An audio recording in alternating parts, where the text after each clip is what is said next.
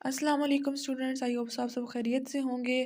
तो आज की जो मेरी वीडियो का मेन पर्पस है वो ये है कि पूरी केमिस्ट्री की बुक में कौन कौन सी चीज़ें बहुत ज़्यादा इम्पॉर्टेंट हैं, या आप ऐसे कह लें कि जो मीडियोकर स्टूडेंट्स हैं या जो बिल्कुल पढ़ते ही नहीं हैं वो केमिस्ट्री में कैसे पास हो सकें। सबसे पहला जो चैप्टर है वो है हमारे पास बेसिक कॉन्सेप्ट्स। बेसिक कॉन्सेप्ट्स मतलब कि चैप्टर नंबर 1 है। इसके अंदर आपको एटम्स का और उसके अलावा आइंस का, मुख्तलिफ़ किस्म के ना मोल्स के, और ये यील्ड का, लिमिटिंग रिएक्टेंट्स का, इनका एक बेसिक छोटे-छोटे कॉन्सेप्ट मिलेंगे। और आपको मैं बता दूँ, अगर आप चैप्टर नंबर 1 ऐसा चैप्टर है कि जिससे न्यूमेरिकल लाज़मी आता है। आप एक्सरसाइज़ के सारे न्यूमेरिकल इसमें से लाज़मी तौर पे तैयार करेंगे। बेशक आप साथ-साथ नोट करते जाएँ। चैप्टर नंबर 1 से सारे न्यूमेरिकल्स लाज़मन आपने तैयार करने हैं, एग्ज़ाम्पल्स के साथ एक्सरसाइज़ में जितने न्यूमेरिकल दिए हुए हैं, और शॉर्ट क्वेश्चन जो दिए हुए हैं रीज़निंग वाले, जैसे कि जो क्वेश्चन नंबर है 6 से स्टार्ट होते हैं या 9 से स्टार्ट होते हैं, वो आपने लाज़मी तैयार करने हैं। चैप्टर नंबर 1 एक बहुत ज़्यादा इंपॉर्टेंट चैप्टर है, यहाँ से आपका जो न्यूमेरिकल पोर्शन है वो कवर हो जाएगा। उसके अलावा चैप्टर नंबर 2 पे बात करें, एक्सपेरिमेंटल टेक्निक्स इन केमिस्ट्री है। एक्सपेरिमेंटल टेक्निक्स इन केमिस्ट्री में हमारे पास क्रोमेटोग्राफी, क्रिस्टलाइजेशन वगैरह आ जाता है। ये आप सिर्फ शॉर्ट के लिए तैयार करेंगे, इसमें से लॉन्ग करने की ज़रूरत नहीं है। क्रोमेटोग्राफी भी नहीं आता लॉन्ग में, सिर्फ आपको पता होना चाहिए कि होता क्या है। ये जो मैं सारी चीज़ें बता रही हूँ, ये मीडियोकर स्टूडेंट्स के लिए या फिर वो स्टूडेंट्स हैं जो केमिस्ट्री में पास होना चाहते हैं, ये उनके लिए। चैप्टर नंबर 2 को आपने शॉर्ट के हिसाब से तैयार करना है। इसमें डिस्ट्रीब्यूशन लॉ काफ़ी ज़्यादा इंपॉर्टेंट है। उसके बाद स्टेशनरी फ़ेज़, मोबाइल फ़ेज़, इनका डिफरेंस आ जाता है शॉर्ट में। आपको पता होना चाहिए, क्रिस्टलाइजेशन का प्रिंसिपल आ जाता है, चॉइस ऑफ सॉल्वेंट के पॉइंट्स आ जाते हैं। ये चीज़ें इसमें हमारे पास शॉर्ट के पोर्शन में आएंगी। चैप्टर नंबर 3 है हमारे पास गैसेस वाला। चैप्टर नंबर 3 गैसेस वाला है, और इस चैप्टर के अंदर, चैप्टर नंबर 3 के अंदर आपके पास चार्ल्स लॉ, बॉयज़ लॉ जो हैं उनकी डेरिवेशन है वो आप लोगों ने लाज़मी तैयार करनी है। वो पेपर पॉइंट ऑफ व्यू के साथ बहुत ज़्यादा इंपॉर्टेंट है। और उसके अलावा जो आपके पास स्टार्ट में आ जाते हैं, ये केल्विन स्केल वाला, एब्सोल्यूट ज़ीरो वाला, वो पोर्शन भी आपने लाज़मी तैयार करना है, वो बहुत ज़्यादा इंपॉर्टेंट है इसके अंदर। उसके अलावा अभी इसमें ग्राफ्स हैं, डिफरेंट ग्राफ्स शॉर्ट क्वेश्चन में बहुत ज़्यादा आते हैं। उसके अलावा डाल्टन्स लॉ है, डाल्टन्स लॉ और उसकी एप्लीकेशन भी लॉन्ग में बहुत ज़्यादा इंपॉर्टेंट है। और उसके अलावा जो बीच में आगे आ जाता है पोर्शन नॉन आइडियल गैसेस के लिए, उसमें से भी आप अगर शॉर्ट तैयार कर लेते तो आपका पोर्शन कवर हो जाएगा। उसके बाद है chapter number 4, liquid and solid, most important chapter of book of chemistry. Liquids and solids के अंदर हमारे पास दो पोर्शन है। पहला लिक्विड का है, दूसरा सॉलिड का है। लिक्विड पोर्शन के अंदर से आपने हाइड्रोजन बॉन्डिंग, उसकी एप्लीकेशंस लाजमी तैयार करनी है, डेफिनेशन सारी तैयार करनी है। और इसके अंदर से जो इंपॉर्टेंट क्वेश्चन बनेंगे वो मैं अपनी वीडियोस में आपको साथ साथ बताती रहूँगी कि कौन कौन से क्वेश्चन बहुत ज़्यादा इंपॉर्टेंट हैं और किस तरह से आपने उनको अटैम्प्ट करना है। उसके अलावा लिक्विड क्रिस्टल एक लॉन्ग टॉपिक है आपके पास। ये बीच में काफ़ी पोर्शन स्किप मैंने इसलिए कर दिया कि वो अगर ना भी करें तो आपका पेपर सॉल्व हो जाएगा उन स्टूडेंट्स के लिए जो मीडियोकर हैं या जो केमिस्ट्री में पास होना चाहते हैं।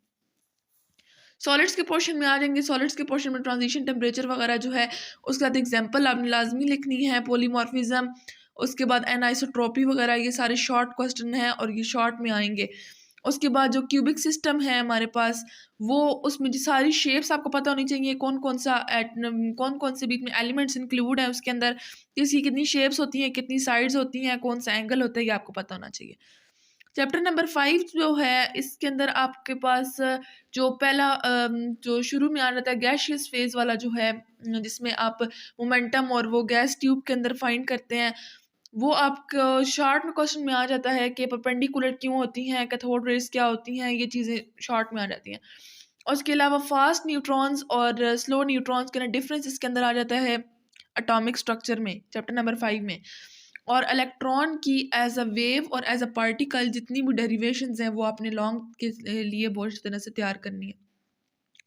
नेक्स्ट हम मूव करते हैं केमिकल बॉन्डिंग में। केमिकल बॉन्डिंग जो चैप्टर है वो बहुत ज़्यादा इंपॉर्टेंट है और ये मैंने अभी स्टार्ट किया हुआ है। केमिकल बॉन्डिंग में आपने तकरीबन सब कुछ तैयार करना है, MOT, hybridization, VBT, VSEPR theory, ये सारी चीज़ें काफ़ी ज़्यादा इंपॉर्टेंट हैं। लॉन्ग के हिसाब से लाजमन एक सवाल इसमें से आता है पेपर में। और इसके अंदर जो शॉर्ट क्वेश्चन बनते हैं कॉन्सेप्चुअल रीजनिंग वाले, जस्टिफिकेशन वाले, वो भी बहुत ज़्यादा इंपॉर्टेंट है, वो आप लोग लाजमी तैयार करेंगे। थर्मोकेमिस्ट्री है, थर्मोकेमिस्ट्री के अंदर आप हेज़ल्स लॉ के हिसाब से जितनी उसकी रिलेटिव टर्म्स वगैरह हैं वो आप सारी तैयार करेंगे तो आपका पेपर कवर हो जाएगा। उसके अलावा केमिकल इक्विलिब्रियम है, केमिकल इक्विलिब्रियम के अंदर आपको पता होना चाहिए कि लॉ ऑफ मास एक्शन क्या होता है। उसके अलावा उनकी यूनिट्स पता होनी चाहिए, डायरेक्शन ऑफ रिएक्शन पता होना चाहिए, एक्सटेंट ऑफ रिएक्शन पता होना चाहिए। ये जो मेजर पोर्शन है ना इनके, ये आपको लाजमी आने चाहिए। उसके बाद हम इसके अंदर जो केमिकल इक्विलिब्रियम है, इसके अंदर हमारे पास ये आ जाती है हेंडरसन हेज़लबर्ग इक्वेशन आ जाती है, और इसके अलावा एसिड बेस की आयनाइजेशन आ जाती है, आयनाइजेशन कांस्टेंट आ जाते हैं, उनकी डेरिवेशन आ जाती है, बफर सॉल्यूशन आ जाता है, capacity action of buffer solution, और कॉमन आयन इफेक्ट, उसकी एप्लीकेशन की चीज़ें इस चैप्टर में बहुत ज़्यादा इंपॉर्टेंट है। सॉल्यूशंस का चैप्टर जो है वो आप एलिवेटिंग बॉइलिंग पॉइंट और मेल्टिंग बॉइलिंग ये वाला जो पॉइंट्स वगैरह हैं इनको एक दफ़ा स्टडी करेंगे, अदरवाइज़ आप रूल्स ला कर लेंगे, और उसके अलावा जो शॉर्ट क्वेश्चन है इसके अंदर से सोल्यूशन वाले चैप्टर में से वो आप करेंगे तो आपका पेपर आराम से हो जाएगा। इलेक्ट्रोकेमिस्ट्री जो है, इलेक्ट्रोकेमिस्ट्री अगर आप स्किप भी कर देते हैं चैप्टर तो इट डजेंट मैटर, वो आपका कवर हो जाएगा, आपको इलेक्ट्रोकेमिस्ट्री चैप्टर करने की नहीं भी ज़रूरत। और रिएक्शन काइनेटिक्स जो है ये भी अगर आप स्किप कर दें तो आपका पेपर आराम से हो सकता है। मतलब कि अगर आप पहले 9 चैप्टर जिस तरह मैंने बताए हैं आप उस तरह से तैयार करें तो आप केमिस्ट्री में मोर देन 85 मार्क्स ले सकते हैं।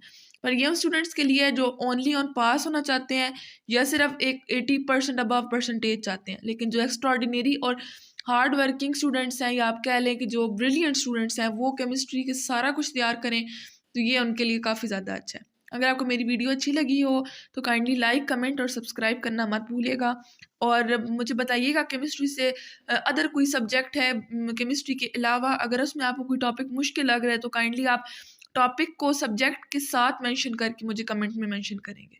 जज़ाकल्लाह।